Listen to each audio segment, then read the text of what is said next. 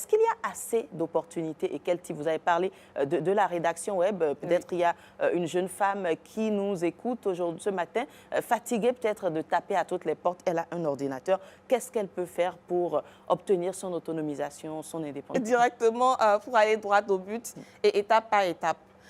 Pour commencer, pour obtenir son autonomisation grâce au numérique, il faut commencer par la formation. D'accord. Et Je pour vais se sur faire former, Internet, je dis formation au numérique, par exemple. oui, Hein?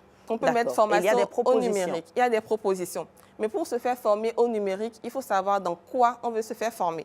Et pour savoir dans quoi il faut se faire former, il faut connaître les métiers du numérique OK. et les opportunités qui existent. Donc, on peut taper, je recherche par exemple, comment me faire former au numérique au Bénin. D'accord. Et quand je vois les types de formations qu'il y a, avant de choisir la formation qui me convient, je cherche ce qui m'intéresse dans le numérique. D'accord. Donc, je Et me pose la comment question. savoir ce qui m'intéresse, justement? Voilà.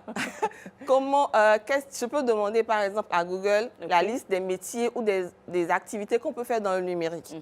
Et selon cette liste-là, je fais des recherches plus poussées D'accord. et j'arrive à voir au niveau de chaque activité, au niveau de chaque métier, les compétences nécessaires pour accéder à ces formations-là, à ces métiers.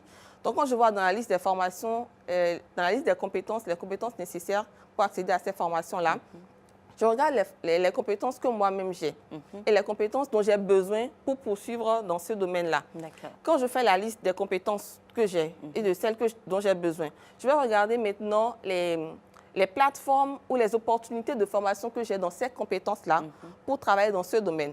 Et quand je fais la liste de ces centres de formation ou opportunités que j'ai, je me donne maintenant les moyens d'accéder à ces formations. Quels sont les critères et les prérequis qu'il me faut pour accéder à ces formations-là? Donc, je fais des recherches de plus en plus poussées.